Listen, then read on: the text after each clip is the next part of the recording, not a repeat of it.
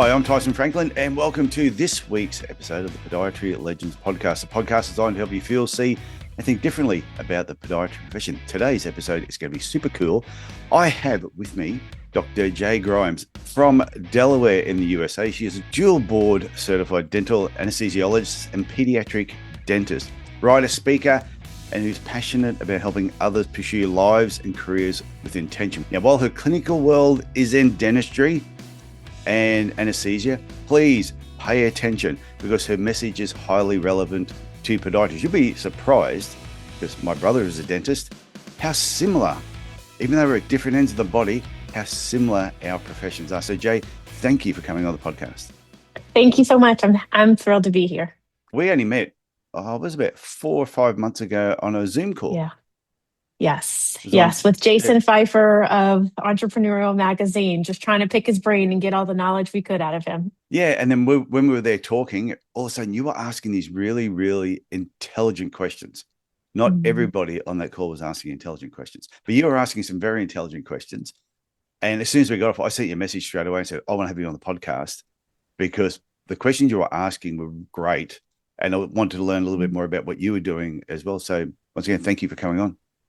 Yeah, I'm happy to be here. You know, at the end of the day, like I'm very much in the clinical dentistry, but I'm also realizing and talking to my colleagues and friends that, you know, there's a lot going on in healthcare, a lot of heavy stuff, a lot of really great, exciting things. But I think we need to have, more conversations about, what goes on behind the scenes. There's keeping up with the Joneses and I have all of these lovely things, but and having a lot of offline conversations with friends. And, I'm early to mid-career, 12 years out of school. A lot of us are really struggling. And then I've had these conversations where with my colleagues saying, oh, you too. Oh, you too. You're struggling. So yeah, something started to click and I was like, we got to start to work on this and have some conversations so we could all be healthier clinicians and better for our patients. Yeah, well, a recent podcast, Joe Kian, and he's been there for 10 years.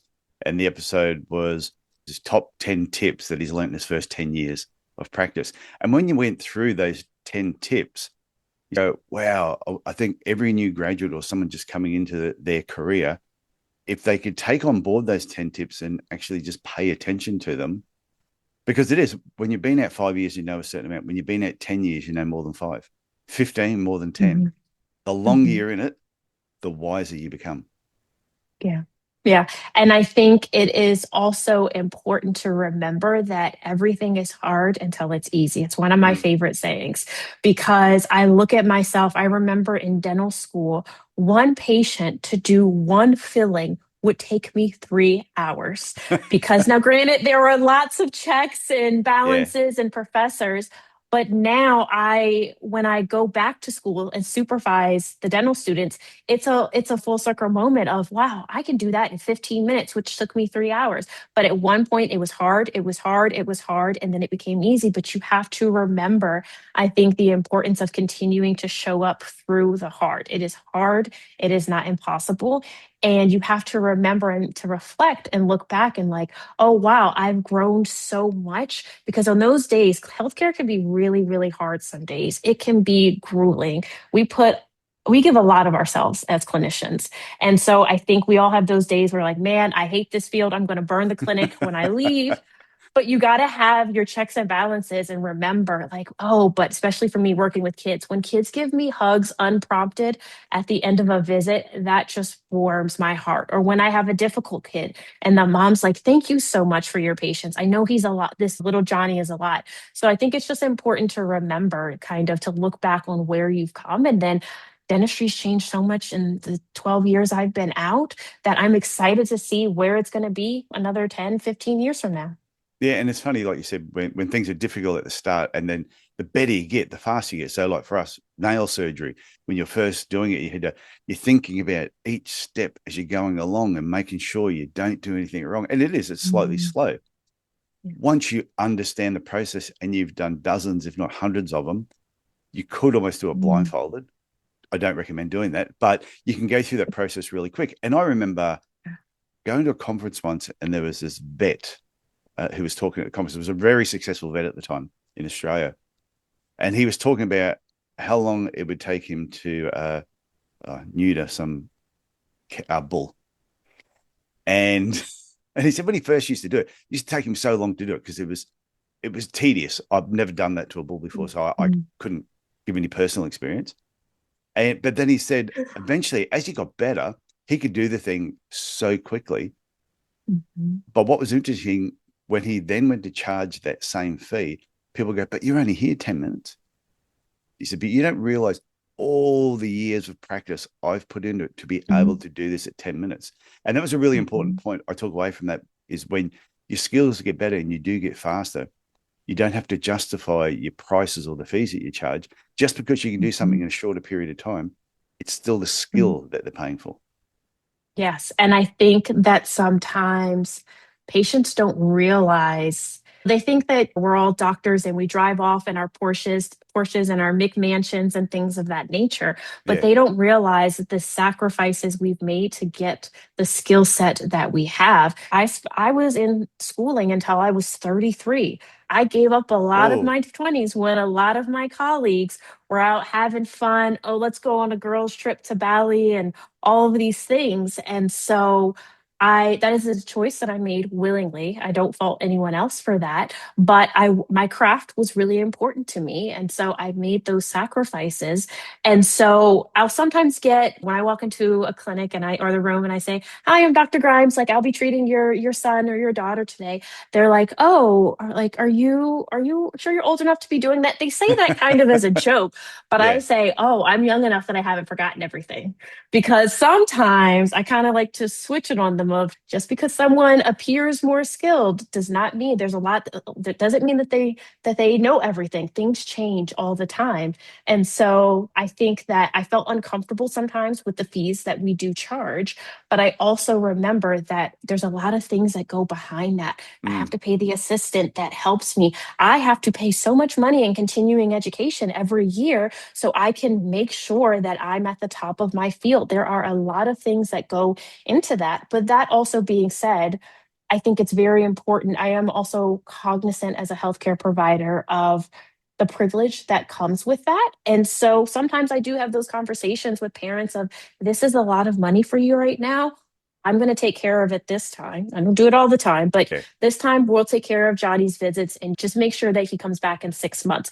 And that has been a game changer sometimes for parents, because really, I'm not going to deny that healthcare is very expensive, especially here in America. It's all privatized. So I think that there's just a little bit of checks and balances of remembering that you deserve the fee that you set. You are a doctor, you worked hard for it, but also realize is that there's some privilege that comes with that, and it's okay to help out your fellow human being.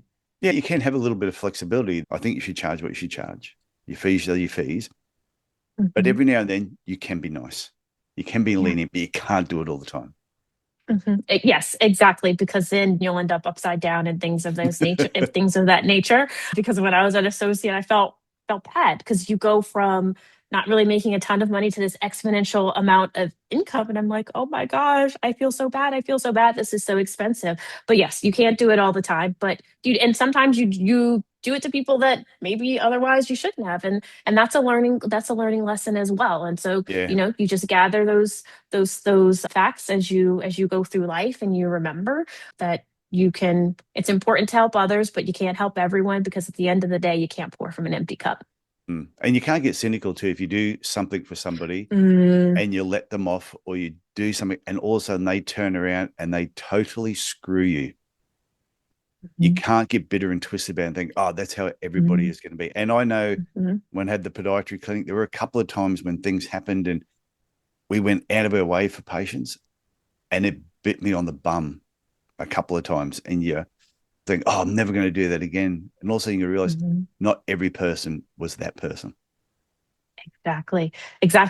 There's that saying of, you like, bitterness is like drinking poison and expecting the other person to die. It's a data point. It's a lesson learned, but you can't hold on to that, because that person has moved on, but yet you're the one that's still stewing with it. So yeah, 100%. I'm on board with that.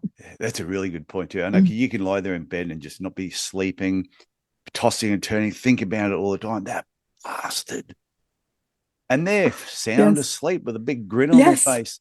They Exactly. they might be on the beach somewhere having a Mai Tai and just Yeah. loving life, and here you are losing sleep over them. So Exactly. yeah, Exactly. And one of my actual tricks is I have the best workouts when I am angry. That is when I am lifting the most. That is when I am running the fastest. And then you just have to let it go. It's okay to feel those feelings in the moment. It's okay to be a little bitter just because that's part of the normal process. But you're right. You can't be up late at night, unable to sleep, and that person is sleeping like a baby, mm. 100%. And I've been there a few times. Yeah. But Yep. as I've gotten older, I've realized I can just switch off from stuff now. That Mm, I can have something that's got me a bit riled up. I'll work on it, and then when it gets to a certain time of the day and it's got time to switch off, I now just totally switch off, and I don't think about it till the next day. Sleep like a baby now. It's fantastic. Was there something, was there some sort of skill set or something that you did? Because that is very much, I feel like, an acquired skill. Were you always like that? How did you No, get to that point? I got to Okay. that point. There was two things. One was just a breathing technique. If something was really bothering me and I needed to get through it, it was a certain. I think they call it square breathing. Is it where you breathe in for so many seconds, hold it for so many Hmm. seconds, breathe out for so many seconds, hold it, Hmm. and then you just keep going in that square shape. And I'll do that a couple of times, and that just calms me down. But when it's time to go to sleep and your mind to be racing, and sometimes it's not a person that's bothering you, it's just it might be work related, could be family related. I closed my eyes, and then somebody said, "Find your happy place."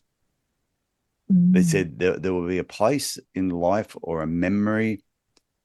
Usually, it could be somewhere when you were a child, or somewhere you've gone as an adult, maybe somewhere you went with your partner or your kids.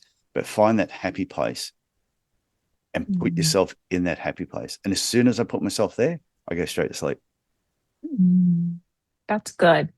That's I have something a little bit similar, but I don't use it in that way. I have an evidence box, and Okay. so I have it for different reasons. I have it for clinician. I have it for personal life, but it's particularly as a clinician, because some days we've got some really tough patients. Some days, for me particularly, sometimes mamas are mama bears, and I love that they're taking care of their kid, but we also have to remember we're both here on the same team. And I just have an evidence box of things that help me like center myself and remember that maybe this outcome wasn't necessarily the best, but I've got 10 things, a really hard clinical case that turned out great, or a mom that came back and gave me a Starbucks gift card because she was grateful of how I treated her kid.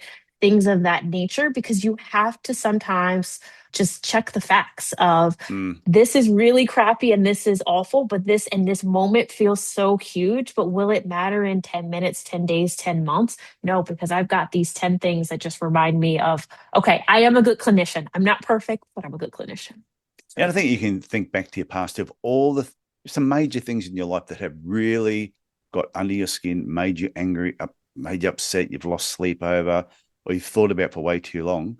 And look at all those things that happened in the past and how many of them probably never ever got fixed up or were never addressed properly, but are no longer an issue. So I think whatever, and that's what I try and tell myself too, whatever is bothering me today, in mhm. 5 years' time, I'm probably not going to think about it or I'm going to laugh. But I have my positivity drawer. It's the top drawer of my desk Okay. here. And Okay. every card that has ever been sent to me Mhm. as a thank you card for doing things or just a positive message, some emails I've received from people who are telling me, oh, I was going to leave podiatry, but I stayed in it because Mhm. you said this on your podcast. I print them out. I keep them all in this drawer. And anytime I'm having any self doubt, I just go to them, open them up, and I go, no, whatever you think, whatever negative thoughts you're thinking, get it out of your Mhm. head because this is what the reality is what's on those cards. Mhm. Yeah, I think that that is an amazing. I think it's just all about grounding and finding the balance in life, because it's I don't know if this is the case necessarily in Australia, but Google reviews have kind of really taken over healthcare. Yeah. And I can get 10 amazing reviews, but that one negative one, all of a sudden, those 100 good ones just flow out the window. So I think anything that reminds you of why you are where you are, why you're doing what you're doing, any of those things really just help us just recenter and ground ourselves, because it's just sometimes our days are really hard. Sometimes life is really hard. Sometimes seasons are hard. So we just have to have the things that ground us. Okay, quick question. Yeah. Have you Yeah. always been this way? Like when you went through as a student and you started working, have you always had this positive outlook on life, or is this something that you developed over a period of time? And if so, how did you do that? So I would say I was definitely like a proud negative Nancy. I remember that someone asked me, I was like 15, someone asked me, are you a glass half full or half empty person? And I was like, clearly it's half empty, because if I'm negative, then I'm either right or I'm pleasantly surprised. Like, why would anyone choose anything else? I was very logical, very practical, pessimistic, if you want to call it that. And I think that it worked out for the most part, because I am type A. I've got a contingency plan for plan B, plan C, all of these things, until I realized that I can't control everything. There was a couple major events in my life. I graduated all of my residencies at 33, and then was like, what now? And just try to figure it out of like, okay, I'm gonna start learning Arabic. That seemed like a really good idea, to try to learn Arabic. Of Clearly course. that's logical, because I was addicted to achieving. And my mom passed away about a year and a half after I had just done all of what I thought was the pinnacle of life. And that was really hard for me, because my mom and I, for most of my life, had a very complicated relationship. I know a lot of girls have that with their mom. I always wanted the best friend mom, and we just didn't have that. She was a good mom and she did the best that she could. But to lose my mom that young at age 34 and feeling so isolated, because that's fairly young to lose your mom. And I was at a practice that I hated. And I just felt like, what am I doing now? Because I've experienced this great loss. The thing that I thought I wanted to do and have spent all of this time and sacrifice, it's awful and it's miserable. And I literally, there were times where I was like, I do not know how I can get through this day, because I felt like my patients were awful. I was just in a bad spot. And it eventually got to a point of, this cannot be anymore. So I quit that job. I had nothing else lined up, but I knew that that wasn't the best environment for me. And I took a couple of months off.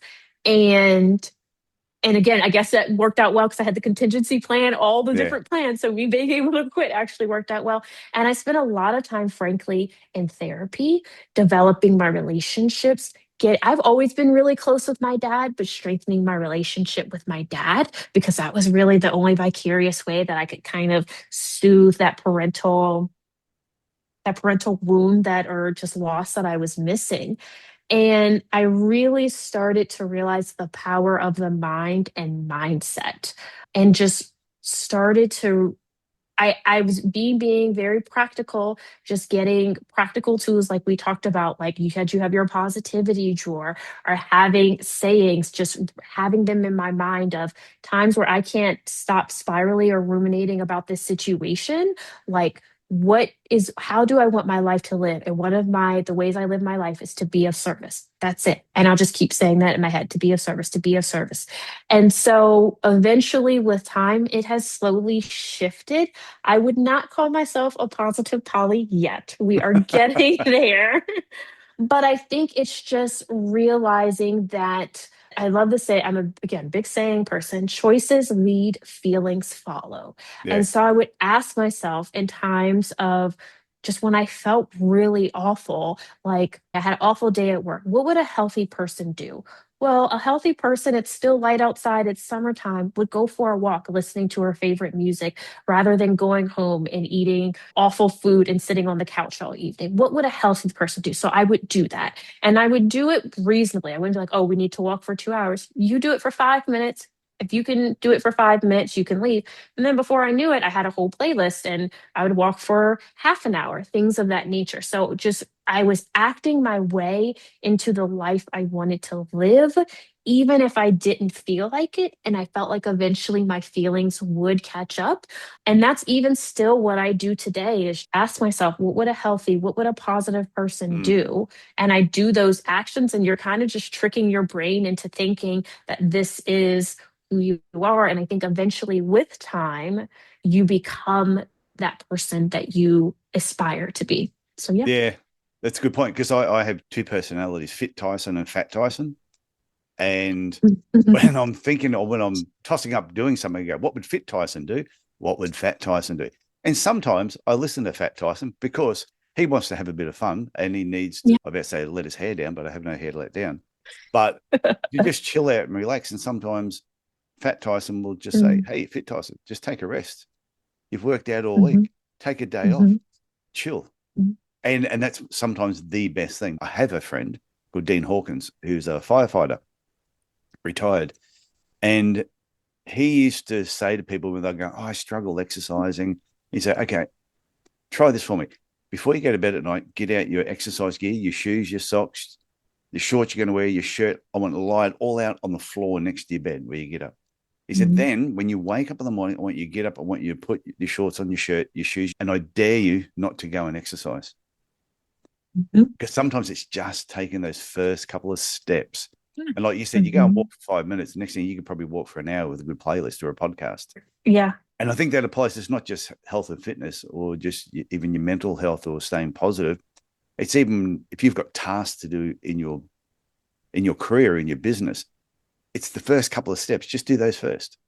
And once you start, the momentum will keep going. And I love that you said you've got Fit Tyson and Fat Tyson, and the importance of sometimes letting Fat Tyson win. Yeah. Because I think it's important to emphasize that there are some days where I'm like, you know what, we're not going to go for that walk. We are gonna go home. We're gonna eat, our junk food and our Netflix, but it's just going to be that evening, because you can't always trick yourself and your body's like, okay, this is BS right now. Like, we're not going for this walk. We just want to sit on the couch and eat bonbons. And you allow yourself that moment, but you just don't let that become a lifestyle. So if you normally go to the gym 3 days a week, you can have that 1 day off, even that 2 day off, but we're not letting that turn into 3 weeks. So I think it's important to remember to give yourself grace, but also remember that you're running your own race. Because I think sometimes I'll look to my left and my right and say, well, I go to the gym, we'll say 3 times a week. And so if I only go twice this week, I know that my friend Anna always goes 4 times a week. That's great. That's Anna's business. So I think the importance of comparing yourself to yourself is important as well. Yeah. And even when I say the Fit Tyson, Fat Tyson, I even think that mentally fit and mentally fat. So sometimes there might be a book. I'm reading a book at the moment called Wonderlicious, and I'm really enjoying it. So that's what Fit Tyson wants to read or mentally wants to do. Fat Tyson just wants to watch a movie. So it was last week. It was Wednesday afternoon. Point Break is one of my favorite movies, the original, not the crappy second one they did. And I've probably seen it, 25, 30 times. So it was last Wednesday afternoon. I went, I feel like watching Point Break. It was 3:30 in the afternoon. I went in there. I said, yep, Fat Tyson wins this afternoon. I'm not reading the book. And I put on Point Break for the 31st time. And my wife walked in and just said, what are you doing? I said, I'm watching Point Break because I want to. She went, okay, fair enough. Because she knows I talk to myself all the time. Yeah. I am here for that. I would say that my Point Break movie is Ferris Bueller's Day Off. Oh, how good is that? Yes. So good. Oh, that yellow song. That is one of my favorite songs, that yellow song. Oh yeah. Yes, I love it. And like my fiance will look at me, he's like, I've been with you for a year and a half and I've seen you watch this movie 20 times. And I'm like, so what? It's my 21st time. I love this movie. I'm that obnoxious person that knows all the words to it and talks it out as they go. We all have it. Yeah. Bueller. Yes. Oh yeah, go do it that way. Bueller. But there's other movies too. I know this is off track a little bit, but that's fine. I like doing this. Yes. And I don't know if you feel this way when you watch certain movies. It takes me back to that place and time when I first watched it. And there's just that Yeah. nostalgia because I was in childhood and just without the burdens of adulthood, just being very of what I thought were burdens at childhood of like, oh, what am I going to wear the black dress or blue dress? But yeah, just the bringing yourself back to that moment in time where things just seemed beautiful. There still might have been hard times, but as time goes on, our brain tends to forget the negative and just remember the positive. Yeah, I So, have a newsletter that I release every week. I try and do it every week, but sometimes every 2 weeks, just depending on what I'm doing. mm, And in there, I will take a movie quote. So I'll have the title of the movie quote, mm, and then what that movie quote and how that relates to podiatry, what we can actually learn from it. So it's one of the segments I put in my newsletter. mm, And I think Ferris Bueller's Day Off, I think might have been one of the second movies that I did. Or it might have been the first movie mm. that I did. Yeah, that is a good movie. And actually has a really good quote. Life moves pretty fast. If you don't stop and look around every once in a while, you'll miss it. Something along those That was lines. the So, quote that I used in my yep, newsletter. yep, I'm almost yep. certain that was the quote I used in my newsletter. Life moves pretty fast. If you don't stop and look around once in a while, you could miss it. Ferris Bueller's Day Off, 1986. Classic. But it's true because I think again, kind of bringing it back to healthcare and the sacrifices, I kept telling myself that I will enjoy life when. I'll Mm, enjoy it when I graduate dentist school. I'll enjoy it when I graduate residency. I'll enjoy it when I get the job. And what happened was that goalpost kept moving. And I think, again, with everything, with just the job and my mom, me realizing and looking back on my life, like, I've missed so much of things. You can't do everything, but you can do some things and you have to that there's always going to be another goal, there's always going to be another carrot dangling, but are you enjoying your life in the meantime? mm. Because I remember when I first kind of met with my financial advisor, I was like, I just can't wait to be retired. And he's like, so much of your life will have passed by then. Yes, Yeah. you won't be working, but like you won't move the way you used to. Travel now while you're able-bodied and you can walk for miles and miles and not have to worry about your feet hurting or things of that nature. So I think that is really it's very cliche, but I think it's very true in that it's great to be ambitious. It's great to want to achieve all of these things, but at the same time, you have to remember that the joy is in every day and look for things to be joyful. Look for ways to celebrate. Celebrate your half birthday if you want to. So you only live once. It's cheesy, but it's so true. Yeah, I did a talk last year in the UK called Happiness and Achievement are Independent Variables. Mm, And probably one of the best talks I've ever done, probably one of my favorite talks I've ever done as well. And I'm doing it, an updated version of it in Toronto in April for the Ontario Society of Chiropodists. So if anyone is going to that conference, that's going to be my talk. And it's so true though. And I think like when I was younger, when I was 12, my parents said to me, Tyson, what are you going to be when you grow up? And I said, oh, I'm going to be a millionaire and retired. And they went, oh, yeah, your father and I aren't. So what makes you think you can? I said, oh, because I'm smarter than you guys. So I'm 12. So my mum gave me a pencil. I remember it was a pencil, a piece of paper, and made me write down, by the time I'm 30, I'm going to be a multimillionaire and retired. And I had to write down how to sign it, and I gave it to her. On my 30th birthday, It's I had gotten divorced. I financially was not in a really good position. Life was terrible. mm, My father had passed mm, away since then, and that was awful. And that was a big kick in the gut. So I've got this other talk that I do around that I don't think I've ever done for podiatrists. And yeah, so I decided I'm 30 years of age. I'm going to go home and see mum. Mum says, I got something for you for your birthday. I'm like, oh, mum never gets me a birthday present. And she hands me this envelope and I open it up and I pull it out. And it's the note that I gave her when I was 12. And mm. she said to me, so how close are you? And I was so angry. I was so angry. Yeah. I remember screwing up and just throwing it. But I wish that to Yeah. this day I had kept it because Mm, that made me realize all this crazy ambition that I'd had when I was younger, that I was trying to do everything too fast. And because I was trying to do everything too fast, I was constantly not putting contingencies in place, making mistakes, financial errors, wasn't smart enough to actually, not that you're not smart to have your own business, but I made a lot of mistakes that I learned from, but I kept having to make mistakes to learn. I wasn't smart enough to go and get a business coach to actually teach me something. But then when I read that at 30, by the time I was 35, so within 5 years, I had totally turned it around. And not that I stopped working, but I just financially was killing it. And it just kept getting better year after year. And it just grew from there. And I think that that is regret, anger, those quote unquote negative emotions can actually be a fuel to a fire of it lights you up of while my time of grief and trial, which I know that that's not the only time I'm going to have that in life.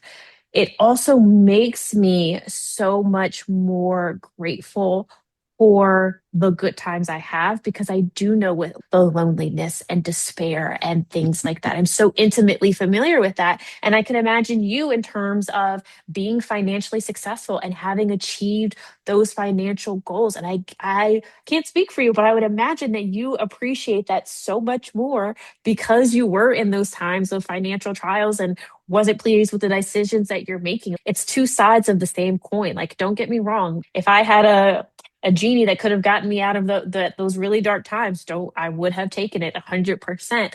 But I also know that the fruit of that is the fact that I appreciate so many things, so many little things, so many big things, so much more than I ever would have, for sure. Yeah. When business was going great, I was a bit older, late 30s, maybe 40. Everything's going absolutely fantastic. Money's coming in great.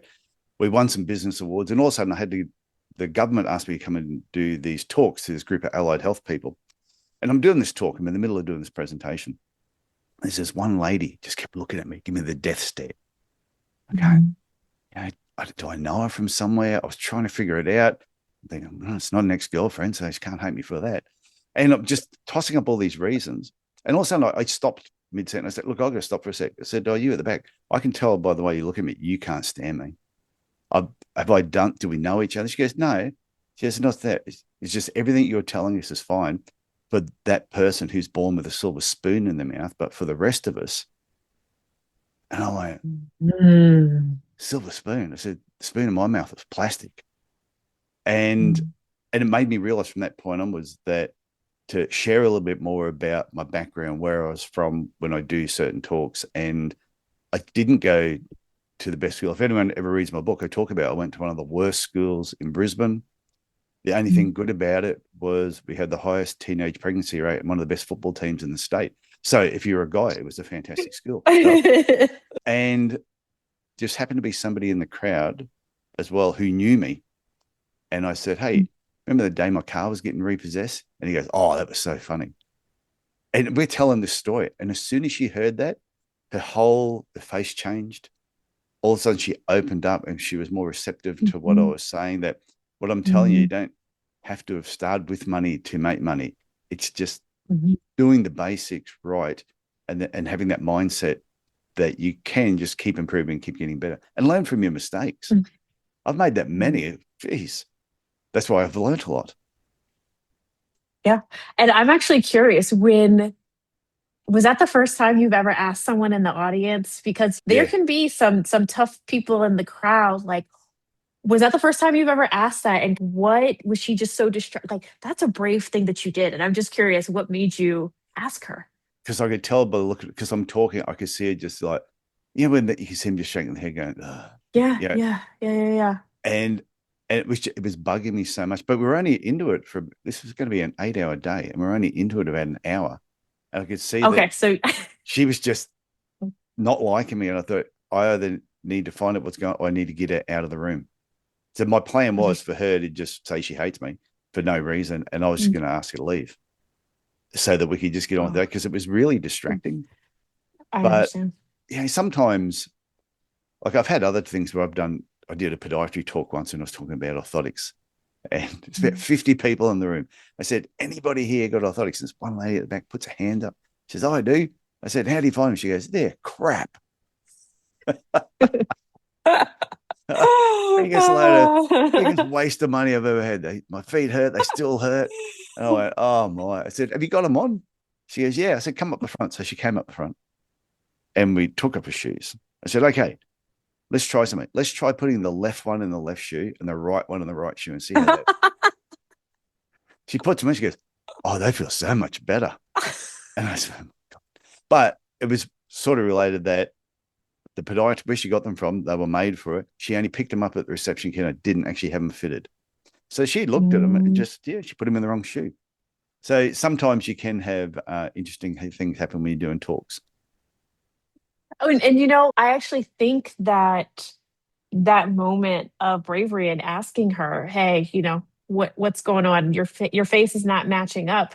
That was a huge risk, but that was also a huge lesson in that, like, oh, okay, all right, let me tell you a little bit more about who I am and where I come from and things of that nature. That actually probably she might not have been the only person in the room that thought that. And now Yeah. that gives you the idea of like, okay, so now when I'm moving forward and giving these talks, I just want to let them know where I'm from a little bit. So that was a gift she gave you, actually. Yeah. And that's why in my book, It's No Secret There's Money in Podiatry, I talk about my background and where I'm from and the school I went to. And not everything worked out because I need people to realize that I didn't go to a private school. I wasn't that fortunate. I didn't have parents that made a lot of money. We didn't live in a mansion.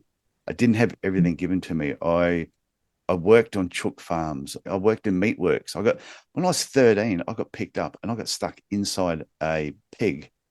And then they put those bulldog clip things on, these clips. Yeah, yeah.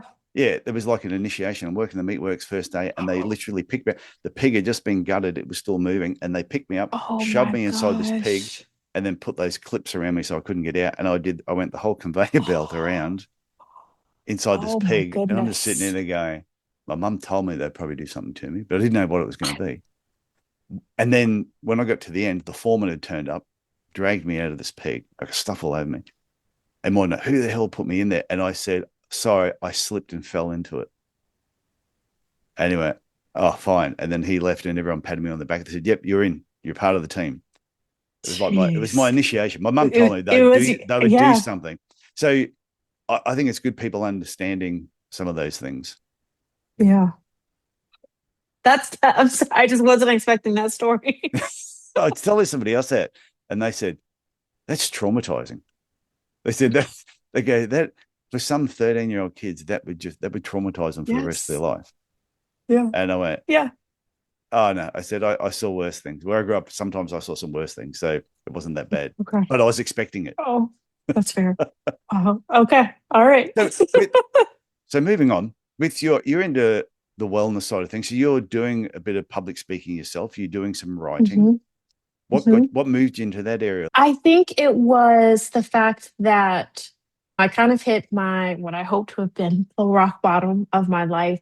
Just talking to a lot of colleagues. I remember when I was in dental school, and I still sometimes hear it. Dentistry's got the highest rate of suicide from outsiders, Yeah. which I have no idea how true that necessarily is, but I will say that I do feel like a lot of us in dentistry and just overall healthcare are really, really struggling.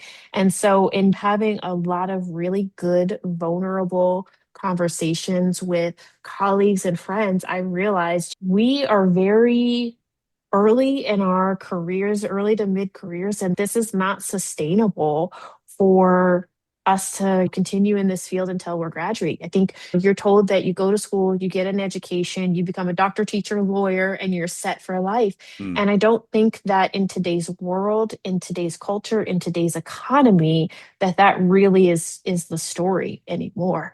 And so it just someone has to be first to go and talk about things. And I do think that one of the things that I am really good at is being vulnerable because once someone says, hey, here's a little piece of my heart, here's a little piece of my story, it kind of deflates everything. And then people feel more comfortable to share.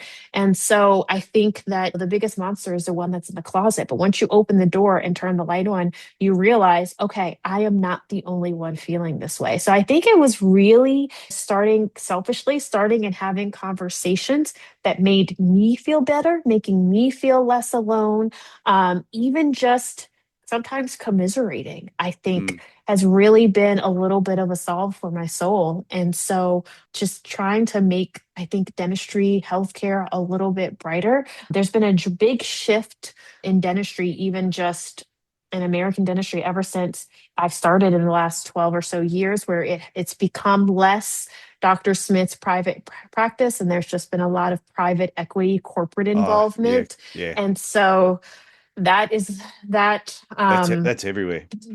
that's a beast in and of itself. And you're not graduating dental school these years without, it's not going to cost you less than 500,000, maybe 400 grand if you're lucky. And so that's a lot. That's a home. That's a very nice home. And so that can be an amount of crippling debt. So not only do you have this pressure to that comes with your field in terms of perfectionism, being always on, precision, things of that nature, now you've got this huge student debt that comes knocking at your door that you've got to figure out how to pay. So I think that just there are a lot of shifts in our field that, I don't mean to sound negative, but I think are weighing on a lot of different people. And I think that for me and a lot of other people, the biggest comfort is to know you aren't alone. That is just, again, Mm. like you say, the first step. You start to have these conversations, and then things start to piggyback and they seem to feel a little bit lighter. Yeah, and I think it's everybody, whether you're an employee or you've got your own business, whether you've got multiple clinics or you employ one other person with you, might be a solo practitioner.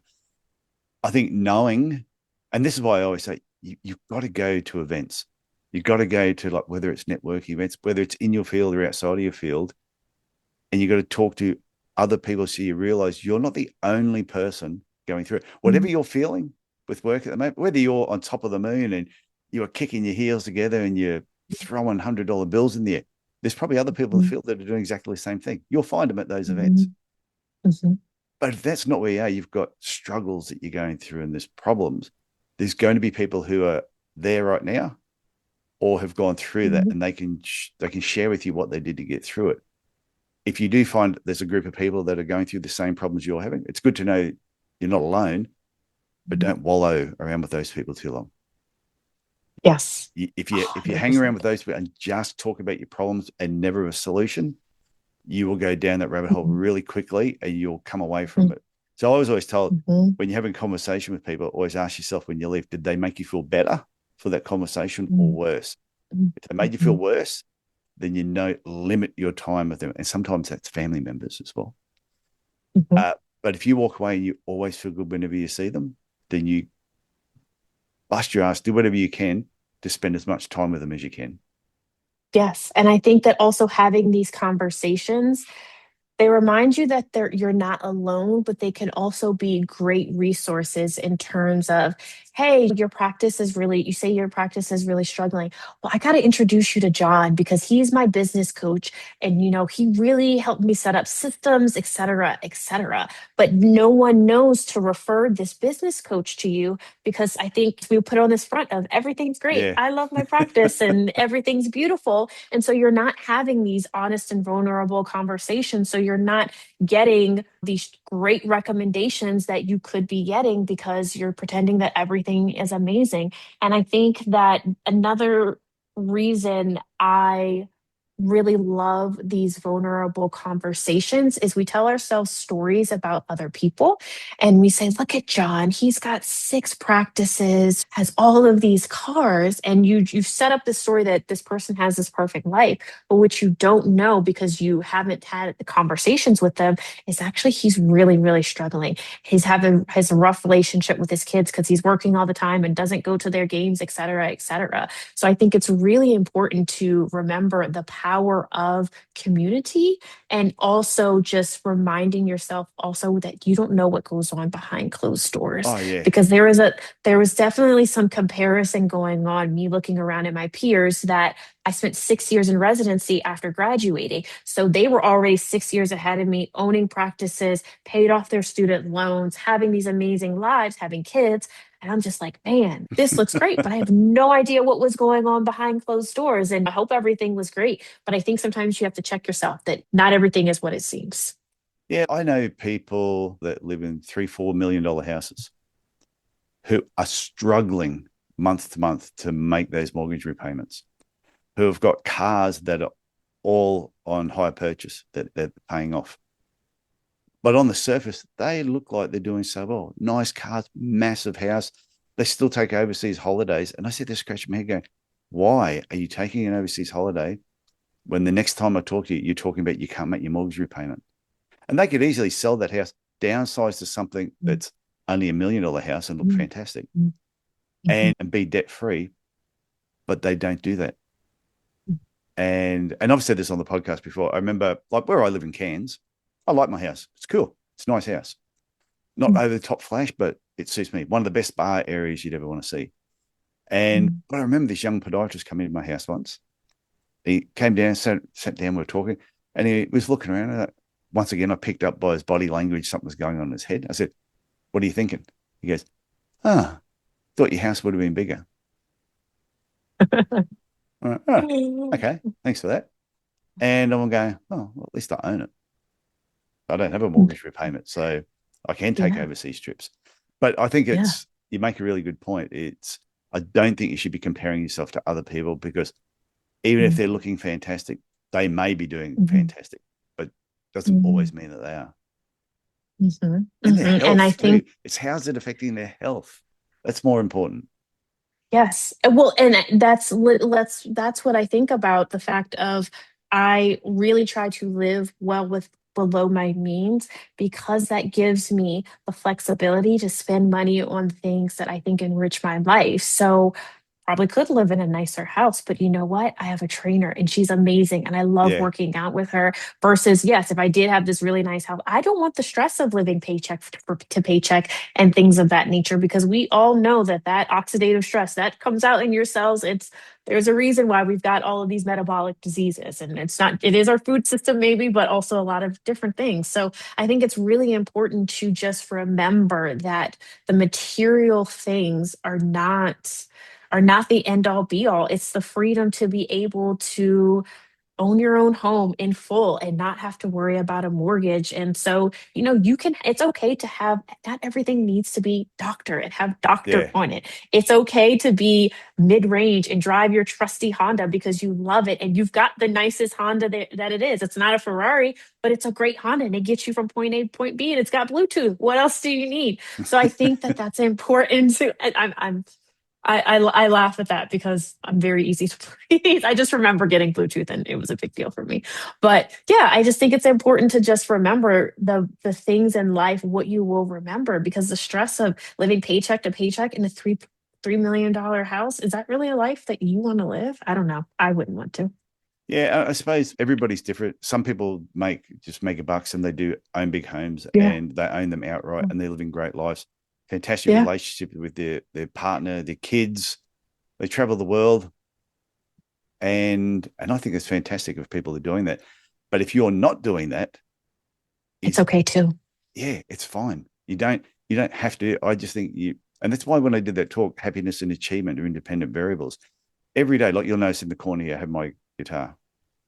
Most days, when I get towards the end of the day, I'll pick it up and I'll play it for a little bit because it makes me happy.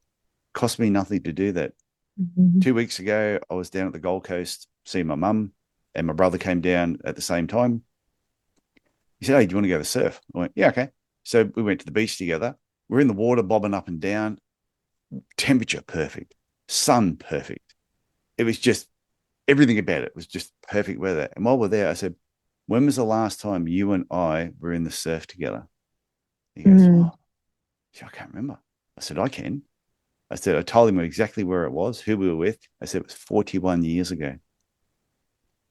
He goes, "You're kidding me." I went, "No." I said, 41 years ago, it's been since you and I were in the surf together, just bobbing up and down for no apparent reason. I said, "How happy do you feel right now?" He says, "I'm over the moon." I said, "So am I. Why are we not doing this more often?" And that costs, other than, okay, I had to fly down the Gold Coast to see my mum. My brother lives down that way. But other than that, there's people that live in those areas who could go to the beach every day and if you're just walking on the beach, just sitting on the beach looking at the surf, whether you're fishing, whether you're in the water, or you're walking up a mountain or hiking or going to a local winery, just you don't need to spend a lot of money to be happy. And I think when people Mhm. realize that happiness and achievement got nothing to do with each other, they will be happier. I think, yeah, it's all about being intentional with your time and your relationships and realizing like you cannot buy that moment with your brother No. ever. Like, you know what I mean? You can't, there's no price that you can put on that. And I think also one of the things that I've also realized having lost my mom is just the importance of time with people, and you'll never get that back. And but you will always have that memory. And I think what's so special is that the fact that you remember, like, whatever that time was 41 years ago, like Mm. that meant something to you. And so I think that we just have to take inventory of our lives and what we're doing and what our goals are. And are we living the life that we want to live and that we are choosing to live? Because what I choose may not be what you choose, and that's fine. Or are we doing what we're supposed to do? And that's actually, again, another thing that I kind of realized in kind of my quarter life crisis or whatever you want to call it, of I was living life for other people. I loved getting the accolades and the A's and, oh, great job. And, oh, you're doing so well. But I was doing that for other people. And I think the moment you start intentionally living for yourself, and yes, it can be enjoyable to have nice things, but it can also be things that are priceless that you can never ever buy. And that maybe that sparks something in you of like, okay, I used to see my brother once every 3 years. I'm just making it up, but now you Yeah. make a commitment to yourself to see him once a quarter or whatever it is. Just knowing that at some point in time, you guys may get to the point where you can't be in the surf together, and now you're walking on the beach together, and you'll remember that time when we used to go surfing all the time. So yeah, It yeah. is. And like people listening, don't get me wrong, you still need to make money. Yes. You can't just sit on your bum and Yes. watch Netflix and just keep doing things all day, every day that just make you happy. You still have to work and make money, but don't jeopardize your health and your happiness to make the money. I think that's the Mhm. point we're trying to make. Mhm. I think that's important, and also realize, keep the big picture in mind, that maybe you open a practice and you're grinding it out for a season and 3 months, and that is what it is, or 6 months or whatever. But just realize that this is a season, and don't make that be a moving goalpost of it's okay to have your time of a lot of work and stress and things of that nature, but that can't be everything. Make sure you do little things, even if it's just you have a long clinic day, go out and walk for lunch, just get outside, get some natural vitamin D. So, yeah, it is important to work, but it's also important to just kind of have a little balance and enjoy yourself along the way. Okay. So, Jay, if people want to reach out to you, connect with Yes. you in some way, what's the best way of doing that? I would say that there's two ways. There's Two ways. LinkedIn. You can, you asked for one, but I'm Yeah. No, kidding. give It's me two. Two's better. LinkedIn, Yeah. probably Jay Grymes, Jae, and my last name is Grymes, Grymes. Or I do have a Substack where I write about all of these things. It is called itiswell.substack.com. Those are probably the best ways to reach me. Okay. I'll put that in the show notes. So, is there anything else you want to say before we wrap up? I've really enjoyed this. It's been fun. I love positive I would conversations. Yeah. I just say to, live, it's very cliche, but actually I'm gonna end it with this Ferris Bueller's quote. Oh, yes. Life moves pretty fast. If you don't stop and look around every once in a while, it'll pass you by. I absolutely love that. So, Jay, thank you very much for coming on the Podiatry Legends podcast. Thank you so much. This has been fun. Well, I hope you enjoyed listening to Dr. Jae Grymes today. And what I loved about this particular conversation is that even though she works out the opposite end of the body, the challenges we all face, I think, are identical. You can own multiple clinics and still feel empty. You can earn a lot of money and still feel very anxious. You can hit every goal you set at an early age. You still wonder why it doesn't feel the way you expected. Jay spoke, I think, very openly about her personal grief, her dissatisfaction with her career at a particular point in time, and the decision to rebuild her mindset. And I thought that took a lot of courage. And it's something I don't think we talk about enough in healthcare. To the world, we tend to present this polished version of ourselves. The home we have, the car we drive, the holidays we take and what we post on social media, the awards that we may have won. but very few people talk about what's happening behind closed doors, some of the negative things that sometimes happens in our life. We never talk about the things that people cannot see. Now, if this episode made you reflect on your clinic, your stress levels, maybe your finances, or just the direction that your career is currently heading in, that's not a bad thing. That's what you call awareness, and awareness is the first step to change. And if you're building a business, but it's starting to consume you, if you're earning well, but you're not really enjoying it, or if you feel stuck between ambition and exhaustion, please reach out to me and let's talk. Business coaching isn't about working harder. It's about building something that supports your life, not replaces it. Head over to tysonfranklin.com, follow the links and schedule a call. That's all you gotta do. Let's make sure you don't build a successful clinic and miss your life in the process, because as Ferris Bueller said, life moves pretty fast. If you don't stop and look around every once in a while, it'll pass you by.